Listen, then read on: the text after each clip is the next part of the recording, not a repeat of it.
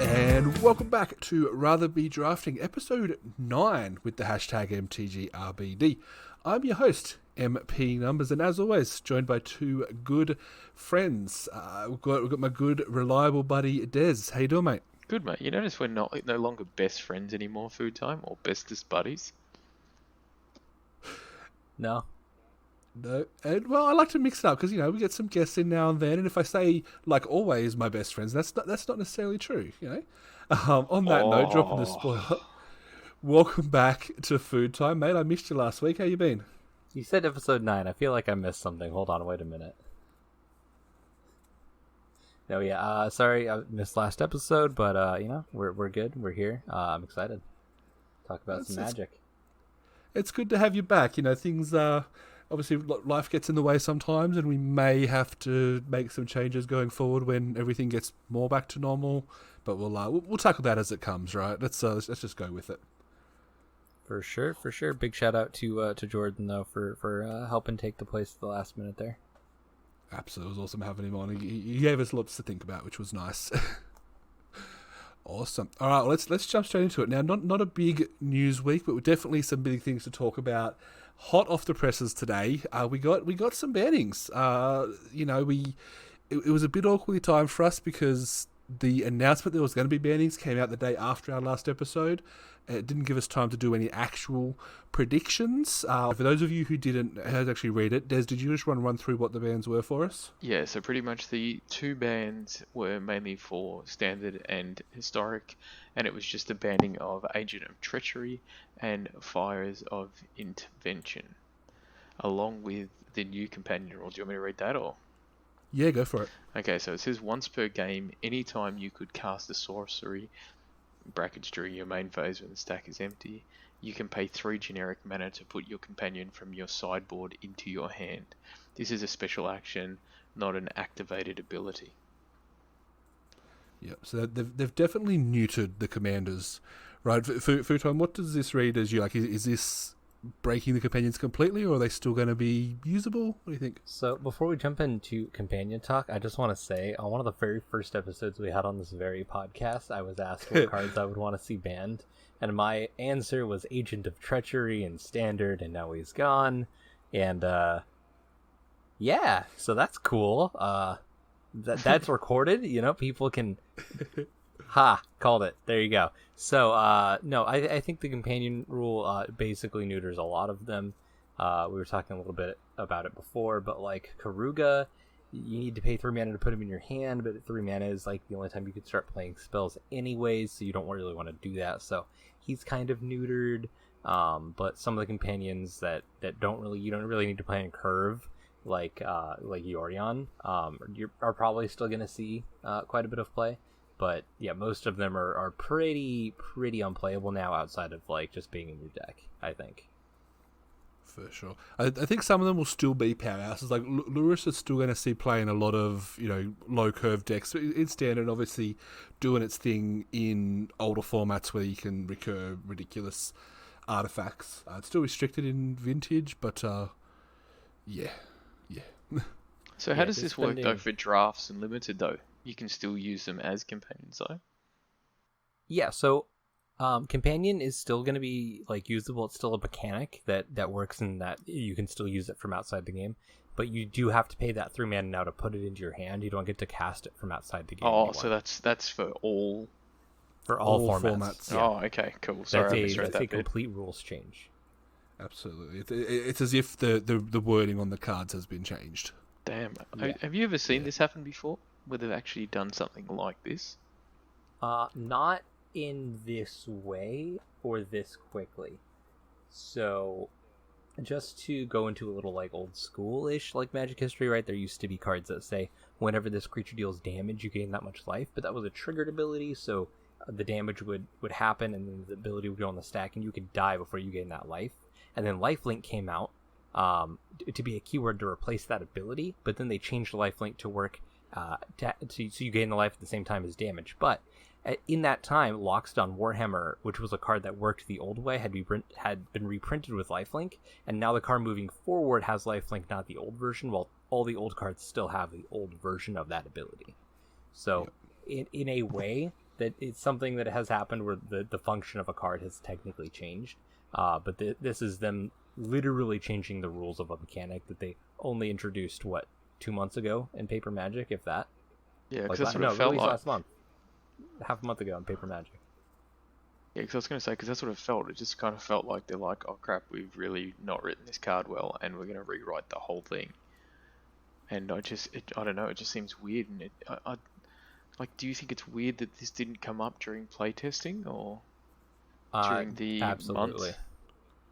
Yeah, that's definitely part of the conversation as well, because, you know, back in, I think it was Dominaria is when the play design team went live. It was a big thing. You know, they brought in Hall of Fame members onto Wizard staff to actively play test and try and break the formats to make sure that, you know, things didn't go absolutely crazy. And there has to be a question of, not are they doing their job, I guess, but like where are they missing? Because we are seeing a decent amount of standard bans. You know, we went for a good 6 or 7 years back in the day without standard bans, and now that's every couple of sets at least. Like, is play design? Do they need to be fired and replaced, or what's going on there? Do you reckon? So, not to completely divert, but you've talked about this before. Where are they making the game more for Magic Arena?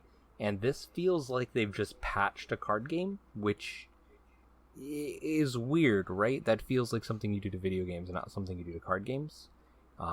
So, I mean, I understand them not wanting to just outright ban a bunch of their cards that are coming out of fresh packs, but like moving forward, this also brings up the question of, are we going to print these cards in the future with the same text they have now, or with the new text for how Companion works? Right, if these cards get reprinted in, say, a Commander set or something like that. So it's just there's a lot of questions, right? And then to answer your question about play design, like, this is definitely something they should have caught, especially if they're bringing in professional players who are, you know, if these players have played at the highest echelons of Magic, they should be able to figure out, hey, this is broken and fundamentally breaks how the game works. And even moving away from just the companions, Fires of Invention, that card's ridiculous, right? It lets you basically just double play spells for free every turn. Like, you just completely ignore mana restrictions, and like, you at that point you're not really playing Magic anymore. You're just playing Flux, where it's just, now I get to play 2 cards every turn, and that's just how the game works from now on. It's really weird that like these cards probably are too good for standard, but then they make whole sets for cards that are supposed to be too good for standard. Like, I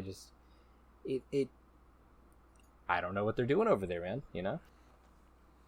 Yeah, and it comes back to that age-old decision of conversation of power creep, and because power creep is necessary for the game, right? Like, you can't just have the same stale sets over and over. Things have to get stronger every set, or it just kind of gets boring. But where's the line? You know, where's the line that it's still fun, still challenging, but there's not just, oh my god, broken card, I can't play this format because it's just not fun to play right now.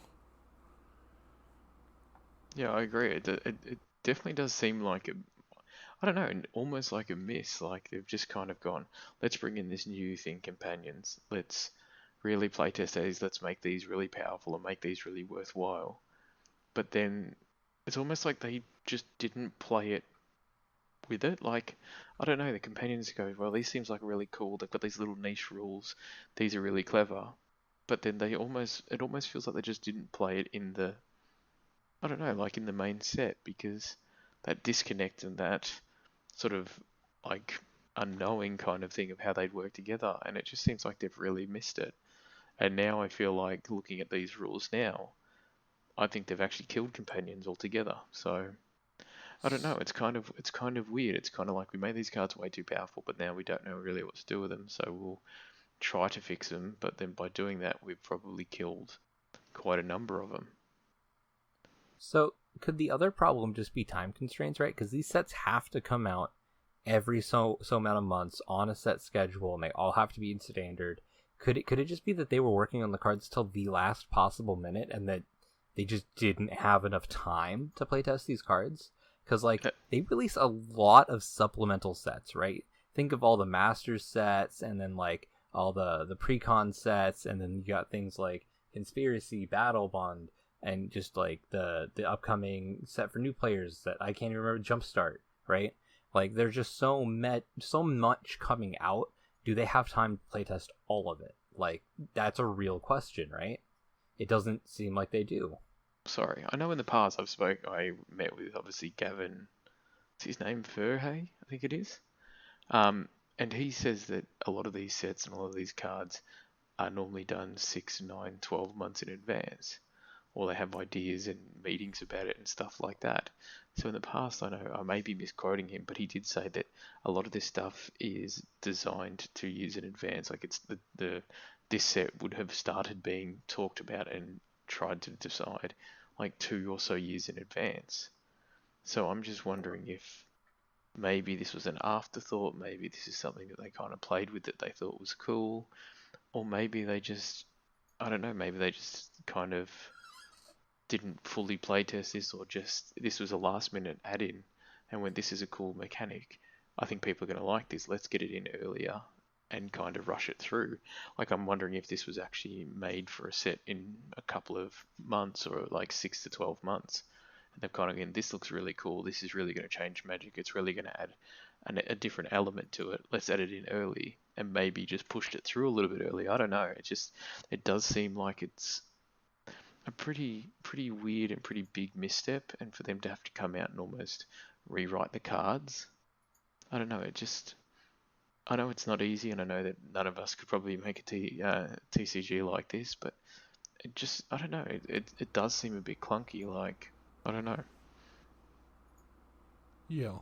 And I think one thing that at least comes to mind for me is it scares me a little bit because, obviously Magic is 25 years old now, and we could all say we know for a fact there's going to come a point where they've done everything, right? They've tried all the ideas, they've tried every version of Flashback, they've tried every version of whatever. The question is, are we getting to that point where they're so desperate for ideas that they're pushing out these things, as we said, maybe without fully testing it, hoping that it just kind of works, and then having to, I'm assuming they've had a dozen meetings over the last 2 days about this to make sure they're making the right decision with all the right people. Like, is this a sign that the good ideas are all done and we're kind of on the leftovers now? I don't think it's that. I really don't think it's that. Like, I feel like they have such an amazing team there, and there's a lot of smart people there, and there's a lot of people of course, and the developers are doing an amazing job. And it is got to be hard to come up with new and exciting things every set. And I just feel like sometimes, you're just going to miss the mark. And I just think that's all it really is. I just think that with this little component, and when you think about it, the set overall is actually a really good set. Like, I'm really enjoying this, plus with the addition of Godzilla and the different things like that. I'm just wondering if this set just got away from him a bit, and this kind of just was a little oops in a way. And I don't think it's like, when you look at the set as a whole, it is a pretty amazing set. I just feel like these companion cards, maybe they didn't realize how good they would be, or maybe the professionals were playing against other professionals that were playing with companions, so they don't really notice the power difference, or I don't know, maybe it's just something that just kind of got missed, or maybe they went, it is powerful, but when you add in this or you add in that, it can be beaten. I just don't know. It does feel like this was a little bit of an oops. Well, the silver lining here, right, is that they're going to learn from this, and that they're probably not going to make a mistake like this probably again, where they're giving you free cards kind of essentially in your opening hand, or, they're letting you have these powerful effects essentially for free. So, I mean, at best, like, we get in the future sets that are a little more, or tested a little more, ready for show, if you will, right? So... that's the best I can know about the situation, honestly. But the other part of the conversation, and the things that I'm seeing on my Twitter, is the cards that weren't banned. Like, obviously we had Agent and Fire's banned. A lot of people were expecting to see Winota banned. Obviously we've talked about her in regards to Brawl and how powerful she is. And even some whispers about Wilderness Reclamation, because it's still seeing play, and those decks are still kind of gross to play against. Any thoughts on those two? I don't think banning Winota this early after she's been released is the right call. I feel like there's enough counterplay to just kill her on sight.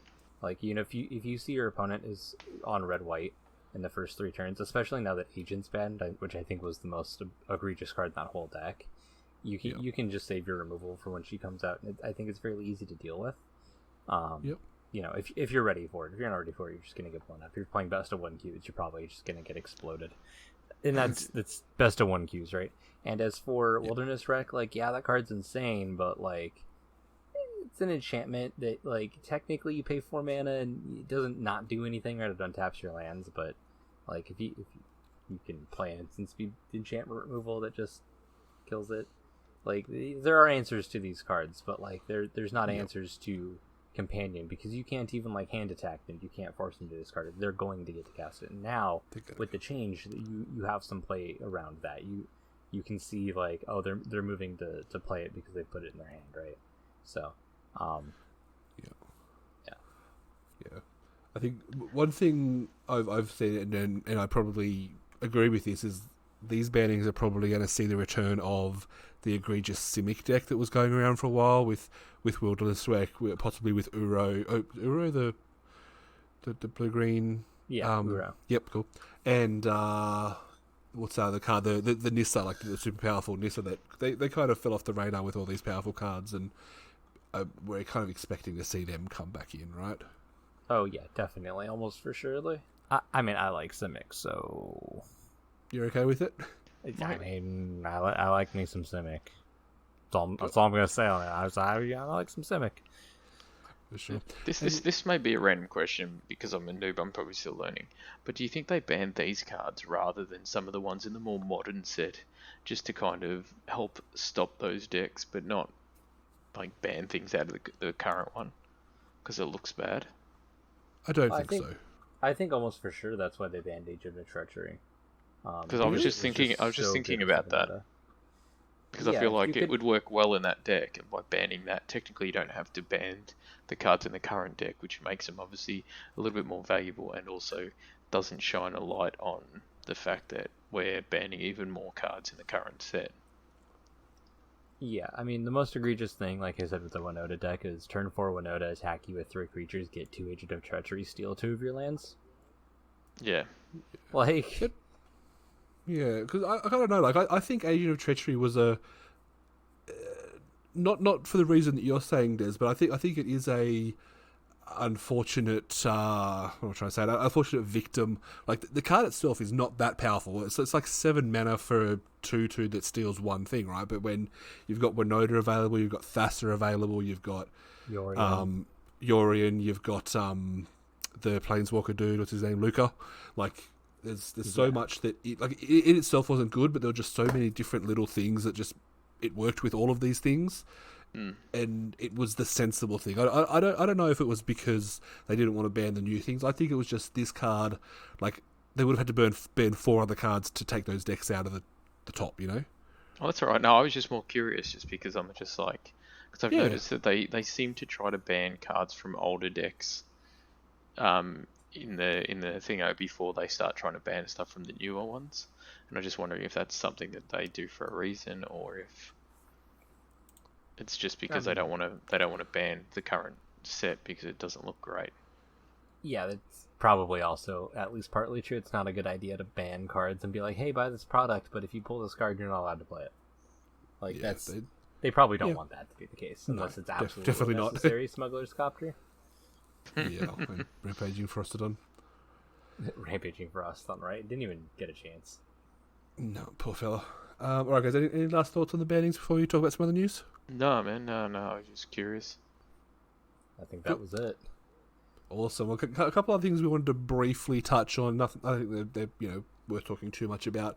But the first thing is they have announced, as kind of expected, or at least hinted at, is that there are no more large events for the rest of 2020. You know, they were kind of holding off on the GPs, the PTs, whatever they call them these days. Maybe they were coming back in August, maybe they were coming back in September, but now they've said absolutely nothing until at least early January, early 2021. But Which are we surprised though? Like, I mean, no, obviously you've still got America and Europe that are still being hit quite hard by coronavirus. And even if it starts to go off in September, I think they're just protecting themselves from if there is a yeah. second run or if we kind of stop the vigilance and then all of a sudden it kicks back off again. I mean, I work in events and I know that I'm probably not going back to work this year just because of everything that's happening. So, I mean, 2020 is over. It's fine. It's just 2021. That's when everything starts back up. Yeah, the year's over. We pack it up. It's all good. Yeah, for sure. No, definitely the right decision. Absolutely respect Wizards for doing the right thing. It kind of sucks if people were planning to do things, but we talked about in depth last week. They're moving it to online play. They're still going to be offering high level events online. Some people don't like that, but that was last week's conversation. Let's not dwell on it. Yeah, like it sucks, but it's kind of good. For me personally, it's kind of cool because the one event we were getting in Australia this year fell on my son's first birthday, so I wasn't going to be going anyway. So maybe next year the dates will line up better for me. That's one silver line we can pull out of it. yeah, I mean, only getting one event in Australia is a bit hard, and especially when they fall on bad weekends like that, it does make it a little bit harder. But yeah, no, I mean, at the end of the day, I'm kind of not surprised whatsoever, and yeah, I mean, it's to be expected, and so be it. Yeah. I think the one thing to maybe just watch is that there's been some unofficial talks of the CFB events team that actually run the events closing completely. So it'll be, that's not from CFB events. There's been nothing official on it, but it's been kind of whispered in the background. So if that's true, it'll be interesting to see what happens in 2021, like who starts running the events, if they go back to individual contractors for different countries, or if they bring in a new team to handle it. I don't know. That's or it could just be CFB events, and that's all just nonsense. We don't know. But it sounds bad, but I hope it's not the individual ones because the ones that run Australia aren't amazing. Yeah, and it needs to be done well, and they can't guarantee consistency, which is the problem. Cool. The other thing we wanted to again briefly touch on, we talked about last week about double masters. The thing that came up this week is that the price was revealed for one. For if you guys didn't see it, we're looking at $300 a box. Because I know Des, you said, you might pick up a box, but I'm assuming that might change with knowing the price. Well, it may have not have been a box, but I was definitely going to pick up some packs for the thingo, and I was tempted to pick up a box because doubling season is such a great card, but. Wow, man, that's going to be what, like $15 to $18 Australian a pack or something like that, approximately. It's going to be absolute minimum, yeah. There was also some VIP boosters which were like $90 each on. Apparently, I didn't quite see the full story in that one, but yeah, four VIP boosters for almost $300 as well, which was interesting. Yeah. It's hard to look at those prices, honestly. It is. And the other thing that came out, I don't know if you guys saw this one, but Mark Rosewater, did talk about it in his Tumblr. And one of the things which didn't sit well with a lot of people, like, personally, I get it. I've worked in retail and high-end, not high-end, but service providing stuff for basically all my life, is that he's basically come out and said, look, we know it's $300, but realistically the people that this product is targeted to, they're going to pay the $300.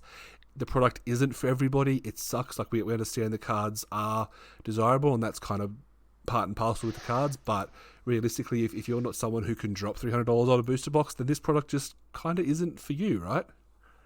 Yeah, I understand that, but I also feel like you've already got so many different things that kind of take certain people out of the market.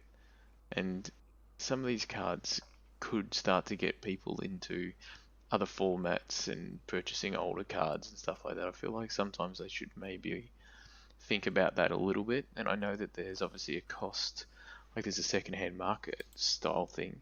But at the end of the day, Magic doesn't make money off that. So exactly. Why not just go, rather than only be able to sell 1,000 boxes, say for example at $300, but you could in theory make, I don't know, sell 5,000 if they're at 170. Why wouldn't as Magic? Why wouldn't you think that? Like, I know they're trying to obviously look after the stores and the people that do the resell, because obviously that's a massive thing that keeps people coming back, obviously. But I don't get it from a Magic, like Wizards of the Coast standpoint in that regard. Yep. So I have a pretty strong stance on this. I think that holding reprints in higher value boosters is the wrong move entirely. So they're putting things like Doubling Season, like what was it, Darksteel Colossus, right? Like Kali of the Vast in these booster packs, things that people really want, and then they're selling the booster packs at a premium. I think the booster pack should be a normal price, and then anything that comes with the extended art, with the alternate arts, with the foil arts, with the foil full basic lands, those should be the premium product. The premium product should be alternate arts, or alternate versions of regular cards, and the regular cards should be the cheap product. And I think this is basically what the professor said in one of his latest videos.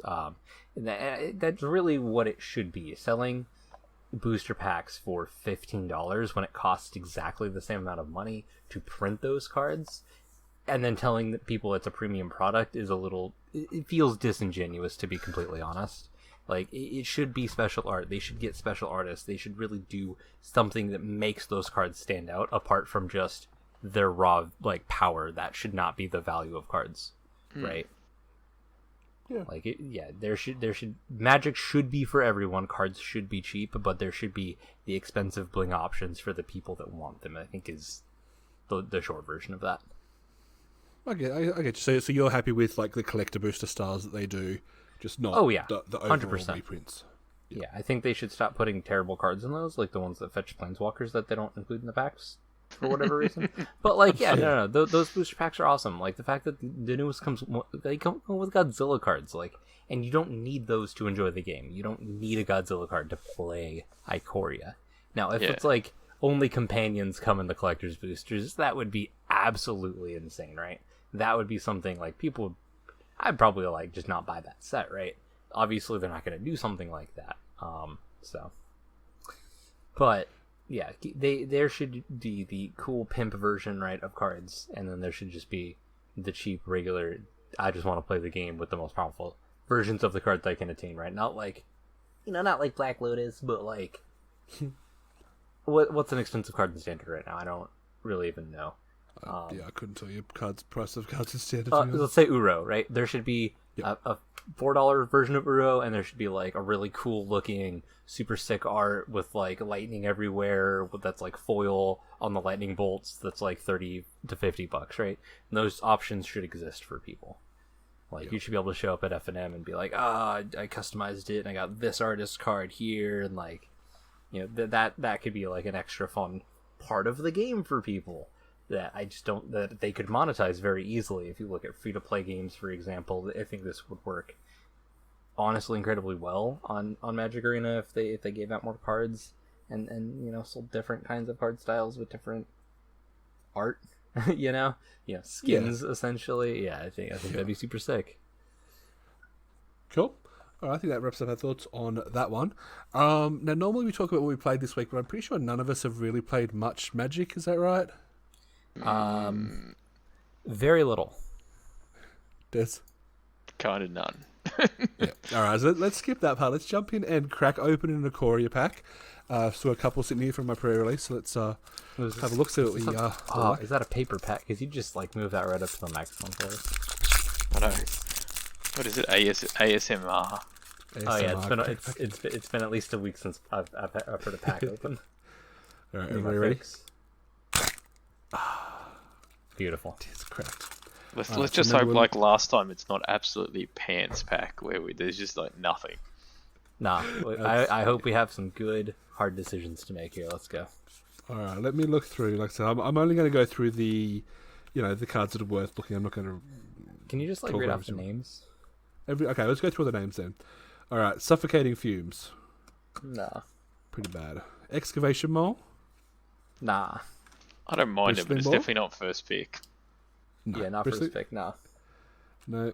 Unlikely Aid? I like the card. Really? But no. I've never played it. Every once in a while. It's pretty good. Okay. Gust of Wind? I don't mind that. Imposing Vantasaur. Nah. Frenzied Raptor. Be gone. Be gone. Yeah, I threw that one away. Wingfold Terron. Don't even know what that does. That's the 3/6 that can have flying or hexproof for 6. Oh, nah, get out of here.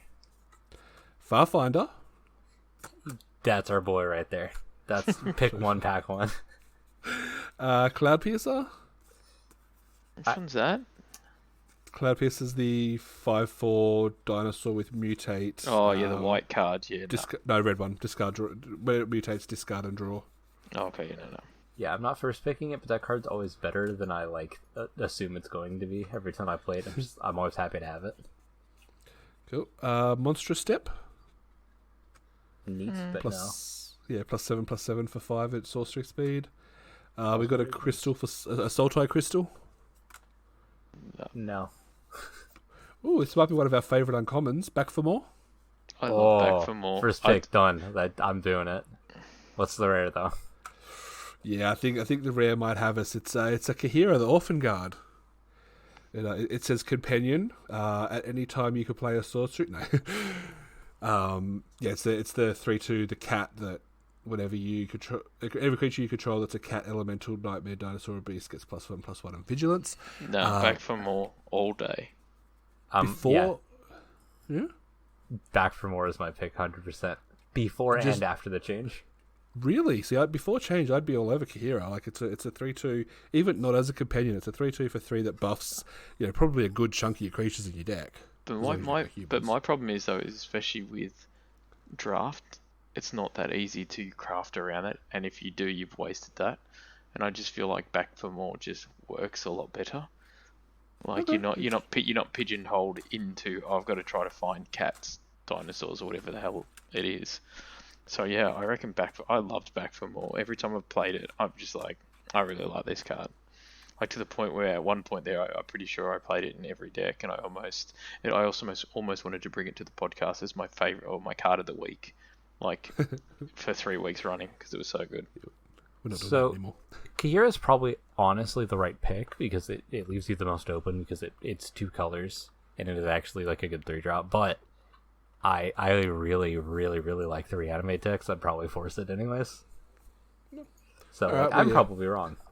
But for sure, I said before bans, I'd definitely take Kahira, and I'd probably be on Kahira even after the bans. I think it's just an overall good card.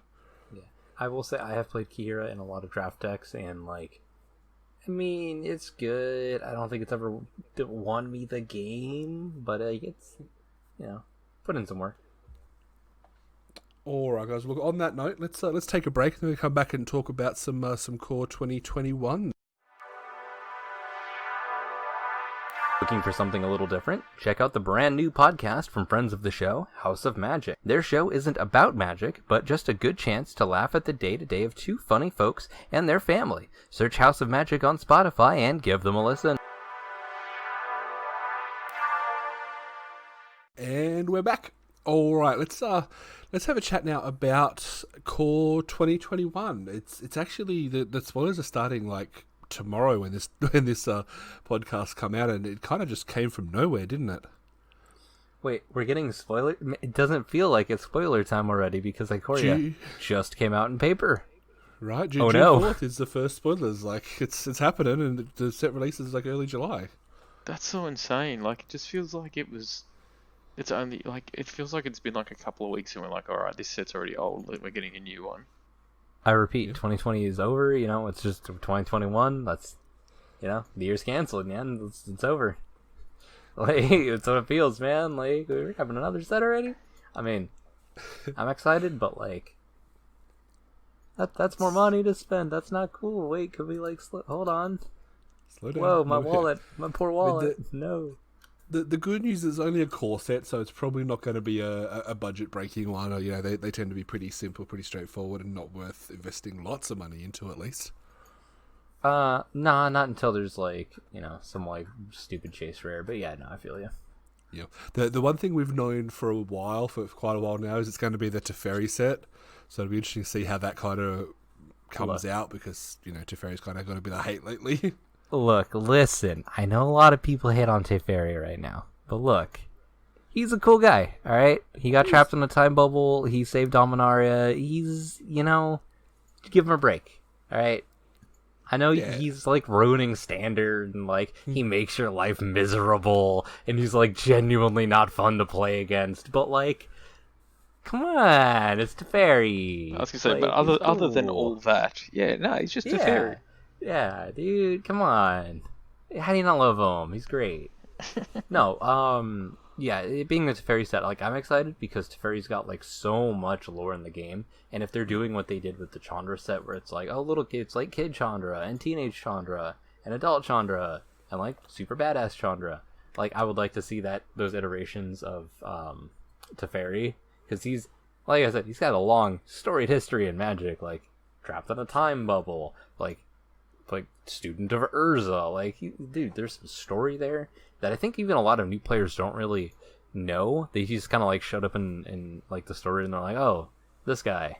So it'll be cool to have like a story that kind of explores his whole story. Like, I have the Time Spiral books like on the bookshelf behind my computer. They're great. They were good books. Yeah, that's one of the only novels I've read. The Time Spiral series. That was good. I liked it. Yeah. All right. So the other thing that's come out is, besides knowing that it's a Teferi set, now Maro, again, we talked about him before, he's the big guy at Wizards. He's released a teaser. He did the same thing for Ikoria, where he just kind of drops a bunch of hints, gives us a chance to speculate. So we're going to spend the next 20 minutes or so speculating about these things that he's brought up and see if we can get some guesses, and we can check back in once the set's released and see how close we were. What do you think? I'm probably going to be very wrong, but yes. YOLO. Alright, so let's do it. So the first That's most thing. of the fun. So the core set has a lot of new exciting cards, including number 1, a brand new Planeswalker from a plane that we have visited. And that one's wide open, right? Any immediate thoughts? A Planeswalker from a plane we've visited. Yes, a brand new Planeswalker. So I read that as we haven't had this Planeswalker on a card at all. And it has to be linked to a plane that we've visited. Could it be that, or could it actually be a character of a certain card or something that wasn't actually a Planeswalker? I feel he would have kind of dropped the ball if it was an existing character that had its spark ignited. My first thought is because we know this is a Teferi set, and we know he's most likely going to be blue and or white again, that this new Planeswalker is going to be the opposite. It's going to be in the black, red, and or green colours. That's kind of the only thing I can pull away from it. I hope it's a pirate one. Don't know why. Pirate Planeswalker? Well, we already have Engrath, the pirate Minotaur, but yeah, another Planeswalker, another pirate-based Planeswalker would be cool. Foodtime? I feel like another Planeswalker from Ixalan would be sweet, considering how long, if anybody was a Planeswalker there, was stuck there. So that'd be cool, but I don't know if this is like the right place in the story for that. Maybe just like someone from Dominaria, because it's going to be Teferi themed, so maybe like him teleporting out that part of, spoilers for a ridiculously old story no one cares about anymore, when he teleported out part of Dominaria to save it, maybe that triggered someone's like Planeswalker spark. Like, who knows, man? It could be literally anything. It could be like Zendikar, it could be Innistrad. I mean, Innistrad's got just cool aesthetic, so that'd be cool. Like, yeah. Could we get a Phyrexian Planeswalker maybe? Like, I don't even know if that's possible, I don't know. Cool. Next card is going to be a +1/+1 Tribal Lord for a creature type that's never had one. It's a creature type with over 50 cards already in print. I'm hoping for Centaurs, right? Come on, Centaurs. Centaurs already have a +1/+1 Lord, so it's not them. Oh, sad. It's got to be like the primate. It's going to be like the Original primate or something like that. I reckon it's going to be like a cat lord or something like that. There's already Cat Lords. Oh, is there something? Many Cat Lords. Yeah, it says with over 50 cards already. Oh. There's a few. Crab. No, I'm kidding. Crab. It's probably not gonna happen. Crab. Just Crab Lord. My answer for everything. It's going to be a pirate one. There's already a Pirate Lord. There's already multiple pirate Brass. lords. Bloody hell. Dogs?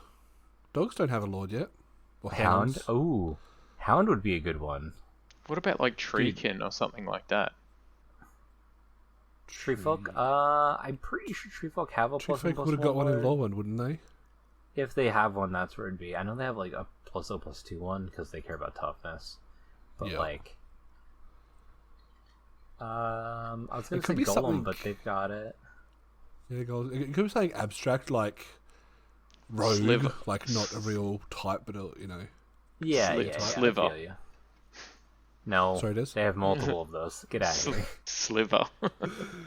No, I like your idea of like rogue. Rogue would be sick. Some more like D&D style classes. Maybe barbarian. I don't think barbarian has clerics. No, barbarian does. Cleric has it too. I'm pretty sure. And if they don't, then yeah. What the hell is it? Yep. It's that's fun to speculate on though. It could be a lot of things. I mean. Yeah, the only thing that's kind of really standing out is like dogs, because I know dogs there's lots of dogs, again hounds, but out there that they definitely don't have one. But all the other ones you think of, they're like, oh yep, they've got one. Oh yep, they've got one. Yeah, I like the idea of like an alpha hound or like a hound master human. Like that sounds super sick. Yep. So does that include wolves or no? Wolves have one. No, really. Yeah, wolves are their own type. So wolves and then like dogs / hounds are separate things in Magic. Yeah. Because old Magic is silly and still influences the way they design cards now. Alright, what's the next on the list? A character with a Vanguard card and a legendary creature card gets a second of the latter. How many Vanguard cards are there? I don't even know. That is a good question. I know there's like 3 that matter. Momir, Joyra, Momir, and Stoneweaver. Yeah, the only 3 that matter. Let me just check. So it's probably going to be someone from the Weatherlight crew, almost guaranteed, because like that's around the era that they had the what do you call them, the Vanguards, and a lot of them Could be have Squee. kind of. It could be Squee. He's got two legendary cards though, not one. So I doubt it's him. True. I'm thinking Hannah hasn't seen, because they've been updating all of the old like Weatherlight crew to newer cards, like they did Jared recently. I know Hannah's like only got her old version. Aurum, if they're going for like a cleric tribal, would be good. I'm also just kind of going down the list of Vanguard cards and seeing who would be good. Same. I mean, who would they realistically put in a set about Teferi, right? Yeah, it'd definitely be someone from. The thing is, too, all of these could totally be candidates for the upcoming Commander Legends set, which also comes out this year, by the way. Not to side rail anything. It's crazy. Yeah, end of this year. Could be Urza. I doubt it's going to be Urza. I feel like you can't put Urza in a set and not make him OP. Yeah. Now Mishra would be an interesting option, I think. Does Mishra have a legendary creature already? He does. It's just not very good. Cedar Kondo would actually... He's got a partner commander card. Like, not a partner with, but like an actual partner commander card. And I know he's very involved in the story with Teferi, so that could be interesting. You could also probably... I mean, he's only got one card, and he is a Vanguard card, so that's an interesting choice. Rafellos, people would probably like to play an unbanned Rafellos in Commander that's a little less ridiculously overpowered. That'd be cool. Tons of options here. It's really cool, though, that they are giving a lot of these old characters some new faces, Yep, for sure. Cool, where are we up to? Okay, this one kind of was like, what? A card with 31 different options. How are they going to do 31 different options on a card? Branching. I think it's probably going to be like choose one or more, and it's going to have like some number of options on it. It's probably going to have like 5 or 6 options, or something similar to that. Or it's going to be like a choose 3 with 4 options. I don't know. I'm not a math wizard. Somebody else will figure this out way before me and actually have an answer. Oh yeah, okay. Yeah, but like so, yes. There's some mathematical answer to obviously to that. Yeah. But it's probably something like choose some number of like this set amount of things, right? Which Those cards are generally pretty awesome and very flexible, so I like those. Yeah, I was thinking it might be like dice rolling related, like if you roll 1 to 6, that's not choices really. So yeah, I kind of get what you're saying. Like I was thinking like 31 different printed things, but like you're saying, if you choose these 3 of the 4, then there's X different options, and if you math it out, it could end up being 31. That makes more sense. Too much text, yeah. But that's exactly what I think it is. I just think it's like, okay, you've got any one of these 6 options, and you can pick any 3. And you'll find, and I have a feeling though, even though there's 31 different options, there's going to be like 2 or 3 that are going to match so perfectly. They're going to be the only ones that are used. It's like what's our cryptic command? It's basically counter a spell, draw a card, or like tap your creatures, counter a spell, like 90% of the time, or whatever it might be. Look, I might be wrong. I only play in Commander. Yep, for sure. No, that makes more sense now. Okay, a card that gains all activated abilities of a certain subset of cards in a place it's never done before. So off the top of my head, there's definitely one for artifacts. Don't know what it is. There's definitely one for planeswalkers, which is Nicol Bolas. Is there one for creatures yet? You know what I think it might be? That land. Throwing it out there. That's not a bad choice, because there is that artifact from the Commander set from C20 that gains all activated abilities of all lands on the battlefield. There could be something that gains all activated abilities of cards in graveyards or exile or even the hand, right? It says somewhere that it hasn't done before, so in a place. Your Nicol Bolas example, right? It could maybe steal planeswalker abilities from graveyards, right? Or maybe from exile, right? There's quite a lot of options there that leave for some pretty. The graveyard one would be cool, right? I thought it was just. I just thought it was like going to be like an instant, a sorcery, or one of those cards that hasn't had it before. I didn't realize it was going to be like, wow, that could be cool. Activated abilities. I wouldn't mind like even a Teferi possibly that you play with your hand revealed and Teferi has the activated abilities of all creatures in your hand or something. That'd be pretty cool. Yeah, something with Teferi almost for sure that is going to be involved with that. But the graveyard one sounds the coolest because you could do like a self-mill deck and just it could be nasty. Abilities. I do hope though that it's not exile related. It's probably a bit of a tangent, but I miss the days when something being exiled means it was exiled out of the game completely. I kind of don't like that they play with the exile the way they do at the moment. No, I get you. Unless something exiles it to like temporarily remove it for itself, or like to refer to its own ability, things in exile should not that should be a sacred ground, right? Yeah, it's like the gods from War of the Spark. Like the fact that they came back from exile was an absolute pain in the butt. And yeah, cool. A card that uses a non-evergreen named ability over 20 years old. I'm calling it now. Banding is back. Banding is the biggest mechanic of this set. What do we think? Never. How long ago was Kamigawa? Kamigawa was 2003, I'm going to say. So not quite 20 years. The one that kind of did really seriously come to mind was Shadow. I Shadow's like a really cool ability. Yeah, it also fits with Teferi's story, right? So at least a bit. But it's in that era. I hope not, but again, being Teferi centric, phasing. I could see it be phasing. Phasing is not that complicated in mechanic if you're doing it phasing until phases out until end of turn. If you don't give things permanent phasing, because that's when it gets a little wonky and weird, but if you give it just like a one-shot phasing like Teferi's protection, it's a pretty straightforward mechanic of hey, treat this like it doesn't exist. Yeah, we probably should take a second here. So Shadow was a mechanic that is kind of like flying, so Shadow creatures can only block or be blocked by creatures with Shadow. Oh, okay. Phasing, Foodtime, I'll let you explain that one. So phasing is an interesting mechanic. If a card has phasing at the beginning of, I believe it's your upkeep before you untap, if you have a card with phasing that is phased in, as in it is on the battlefield, that card phases out. So you basically take it and you just put it off to the side. People used to turn them upside down, but that's, what do you call it, morph now. So you take a card, you put it off the side, and you treat that card like it's not there, like it just fucking disappeared, like it's just gone. Okay. Okay.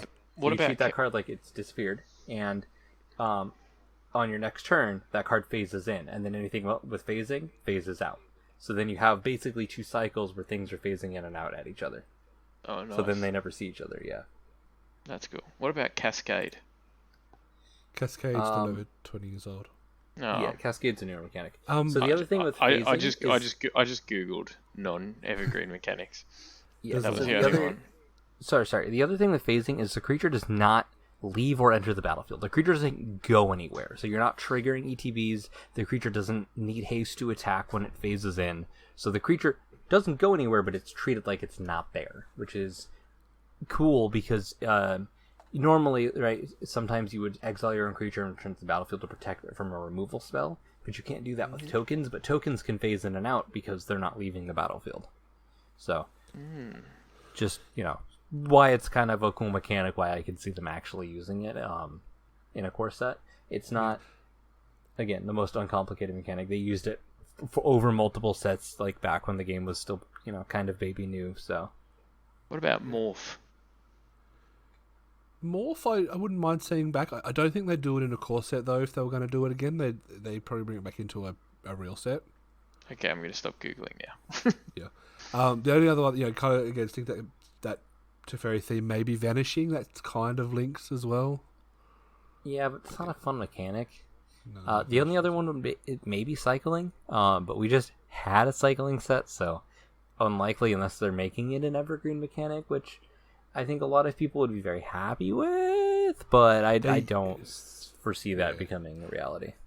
No, and also, I mean, he does say a card, not a cycle of cards, so I'd be very surprised to see a single card with cycling, because that's not really... Oh, if it's just a card? Yeah, phasing is significantly more likely then. Yep. Because Shadow is just not fun if you only have one card in the whole format with Shadow. That's also true now that I've mentioned that. It just says unblockable, it can't be blocked. Yep. Except for other cards with this name. Except for other copies of the card. Alright, a card with the words Battlefield, Cast, Creature, Converted Mana Cost, End of Turn, Exile, Graveyard, and Mana Cost. So a single card that has all of these words on it.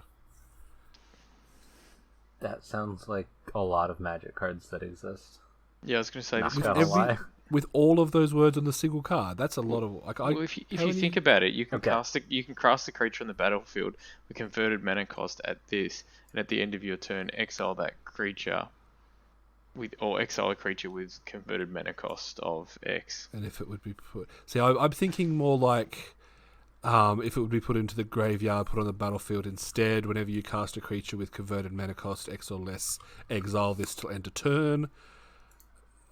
That would work. It's okay, yeah, maybe it's not as out there as it seems. But it's, one thing I'd say for sure, it's going to be a rare, because rares, commons and uncommons are never this complicated.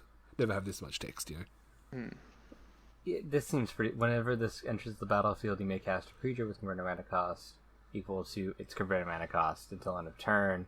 And if that card to be put into the graveyard, exile instead, without paying its mana cost. Yeah, pretty straightforward. I feel like that's just like a general card you'd see on like a commander table that someone casts on like turn 5 and everybody hates that person. Pretty average Magic card. But they've actually done a really smart job of, because you read this and you're like, holy crap, what is this? Because there's so many words. But when you actually break it down and think about it, it's probably been printed on about 70 different cards. Yeah, I'll give you that. Cool. An aura inspired from a cycle from Urza's Saga block. Who's our Urza's Saga block expert here? Okay, I'm going to cheat a little. I saw some people talking about it earlier. Shout out to the Magic with Zuby Discord. The most important card, that was an aura from that set. That was from a cycle. It was probably Rancor, I think. Ooh. So if we can get a card inspired by Rancor, an enchantment that just keeps coming back, and we were just in Theros, yes, please. Yeah, maybe a fixed Rancor. That'd be interesting. I mean, the problem with Rancor was it was trample +2/+0 for 1 mana. If you print like a 3 mana +2/+2, like that comes back, like no one's gonna be mad at that, No. Yeah. Cool. A non-evergreen enchantment subtype returns. What does that even mean? So basically, I think 99.9% sure, and you can quote me on this, shrines. Ah. Because they just put shrines in the latest historic set in Magic Arena for no seemingly good reason. So they bring back shrines and it kind of makes sense for historic and whatnot. Yeah, so I would imagine we get some new shrines, which would be cool. If we just get the Kamigawa shrines again. Well, this is specifically, they've said this is new cards, not reprints. Returns. Yeah, subject returns, yeah. Cool. I'm actually excited to see that, because like there's definitely some space they could work with there, and like making the old shrines a little better by including some new ones would be sick. Yeah. I'm trying to think, are there other non-evergreen what other enchantment subtypes are there? Like there's Aura, Curse. Curse would come. I don't see Curse being a Teferi set though. I mean, I like Curse. I think it's a cool mechanic. Like but I think having Shrine come back makes a lot more sense right now. A lot more sense. Yeah, especially, I don't know. Especially if you're like, I mean, it doesn't really make sense with the Teferi set, but like, it could be a non-Kamigawa Shrine. It could be on like another plane. So, I mean, it's a core set. It could be anywhere. So, yeah. All right. So that's all the new cards. They've also said there's going to be some fun reprints. Now, real quick, I'm going to derail this because that was kind of the last bit here. If they are going to do a special edition for this core set, you know what? We kind of talked about these whale sets, right? I would love, and I would probably pay for it, if the collector's edition cards were in the old style frames.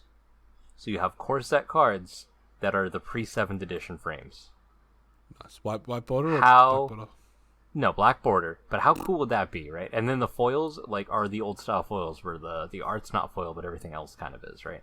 How absolutely incredible would that be as a collector's product, right? It's core set, old style cards, and like you print some good old boys in there. Like you get your giant spiders, you get your maybe not your Llanowar elves, but you know what I'm saying. You get your old cards that people know and recognize from the core sets also in there. Get them their foil. It would be beautiful. I think that would just be the absolute correct way to handle like a collector's edition like this, at least in my opinion. Yeah, I like that idea. It's definitely a good way for them to kind of bring back some nostalgia of WoW, because a lot of the in-franchise players, a lot of the competitive players do see core sets as like, well, there's not much point because you very rarely get good stuff out of it. So if they could kind of mix it up with some nostalgia breeding products, that'd be pretty cool way to do it, I think. Yeah, and I feel like just the way the card looks, like these are for different players. The old style cards, these are for the more enfranchised players. These are for players that want to like relive the old memories of playing with like the old frames of these cards. And then the rest of the cards, these are like cheap regular booster packs. These are cards that are just gonna play like normal if you're new to the game. Just worry about these, right? That's a good way to delineate like who these cards are for. Is just the way that the product would be presented. And I know we're not here to solve lots of these issues and like be their marketing or whatever the word is for it, but you know, hey, some free advice. I think that'd be super sick. I feel like a lot of people like it. Obviously, it's probably too late for them to implement that all of a sudden now. Yeah. But hey, if I'm right about that, I'm just that'd be cool. Yeah, we'll only take 5% of the profits, thanks, Swartzy. Yeah, appreciate. Or just a preview card. Wink, wink. Yeah, preview card. Why not? All right, Des, you've been pretty quiet. Obviously, no reprints. Obviously, not quite your thing, being our local newbie. But any thoughts? Any thoughts before we wrap up? I don't know. I do like core sets, and I know that they don't always have a lot of punch, but I think just releasing something like this is actually like a really clever take on it, just to get people talking and guessing and stuff like that. But yeah, I mean, at the end of the day, I'll just have to wait and see till the spoilers start to come out, because I mean, I saw in one of them there's a card. There was a one that interests me that I just thought was funny is a card that lets you draw half of your library. Did I miss that one? Yeah, you didn't talk about that one. Oh yeah, card that lets you draw half.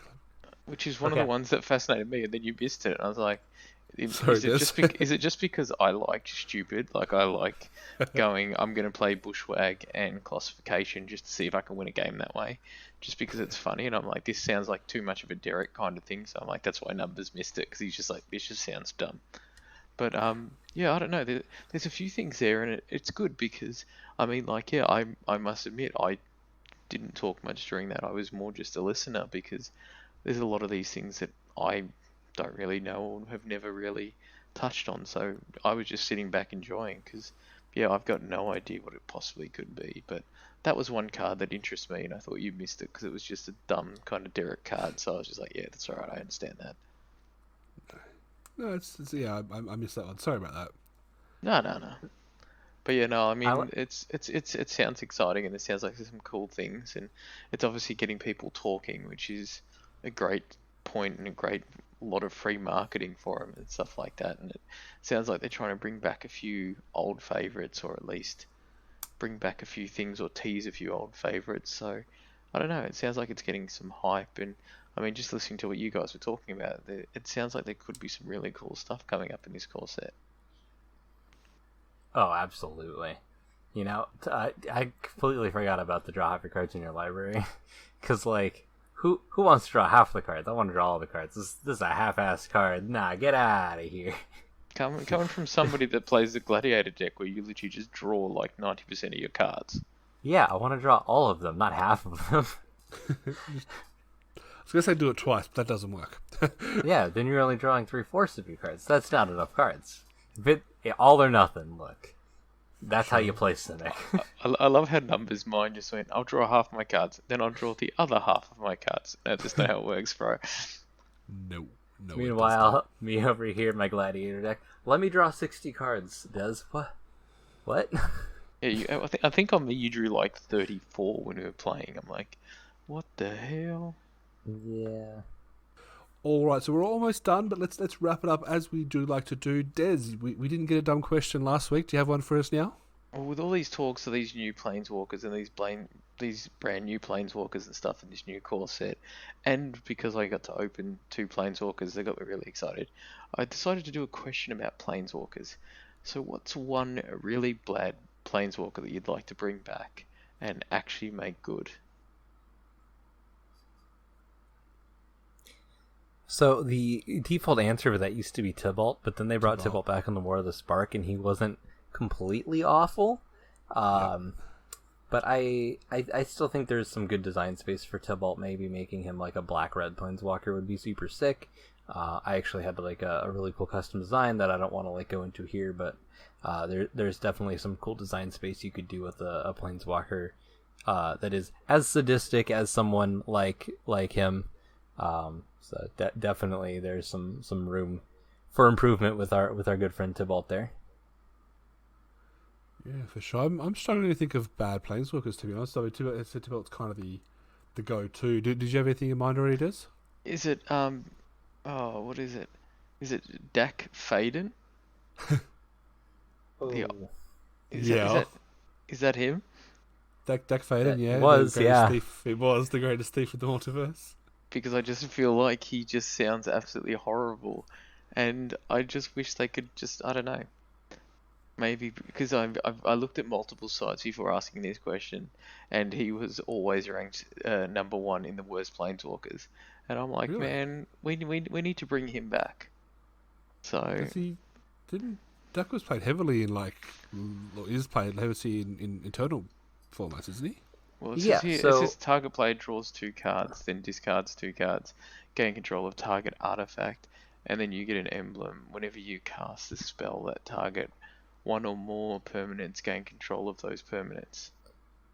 So Dak Faden's not a bad card at all. So the cool thing about him is that minus ability, you can steal your opponent's best artifact, which oftentimes in Legacy might just be a land, it might just be not a land, but like it might just be mana. So Dak Faden, like I said, really cool card. Actually, like the -3 to steal an artifact, you can steal Moxen in like Legacy, which is sick. And then his plus ability just lets you cycle through your deck. It lets you stack your graveyard for shenanigan abilities. So I'm not sure why he's being rated as a low planeswalker because he's really good. The problem with Dak Faden is he was the IDW comics kind of character that they made they were given the rights to like, hey, make a Planeswalker, make a comics about him, and they always said, hey, this character's never going to show up in the card game, and then they put him in Conspiracy, and he got a couple reprints since then, and then spoilers, War of the Spark trailer. If you somehow haven't seen that or listening to a Magic podcast, what? He dies actually at War of the Spark, so we probably aren't going to see him anymore. Yeah, he's not coming back. Maybe it's some special edition. Well, it's just a hypothetical, like, and actually bring it back and make them good was the other one, was the second part of that question. I just feel like he could be quite good, especially if you have a very heavy artifact or deck. It could be quite cool, but that's who I would also like to see them bring back Koth of the Hammer.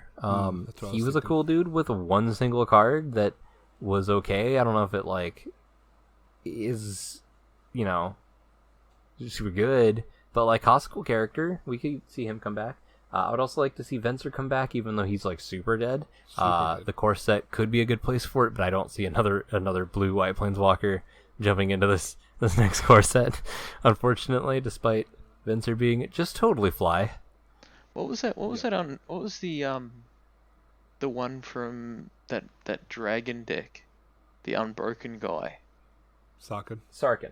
I think he would be cool, just because I want to see more dragons.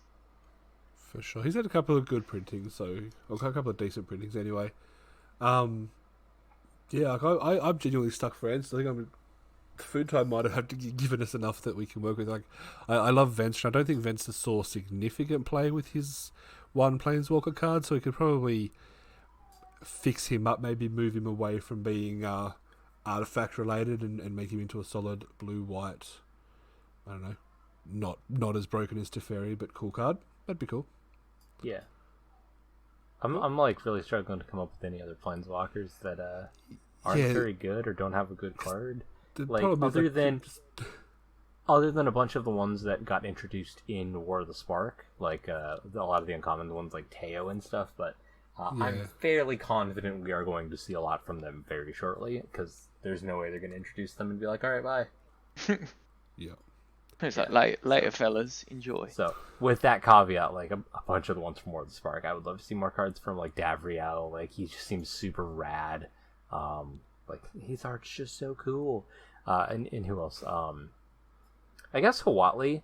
Like, her cards weren't ever super particularly good. She's the dinosaur lady from Dinosaur Planet. Excellent. Yeah, Dinosaur Planet. So, like, Jurassic she's Park? also just cool. Yeah, I'd do the theme, but copyright. For sure. All right. Well, look, there's a bunch of answers. Thanks for answering for me, Foodtime. I'm going to steal your answers. On that note, let's wrap everything up, guys. I'm MP Numbers. As always, you can find me by searching MP Numbers in all your favorite places: Twitter, Facebook, Twitch, YouTube, etc.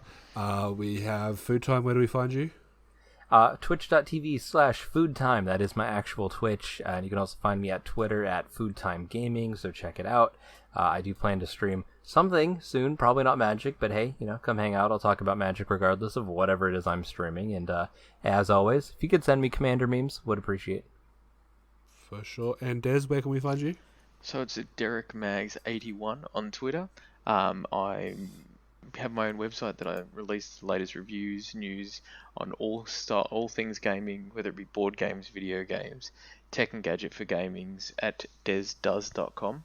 And I've just recently started streaming at twitch.tv / one of the slashes, Desnado. Awesome. All right, guys. Well, thanks for chatting with me again. Let's do it again. Cool. All right. Bye. Awesome sauce. Layers.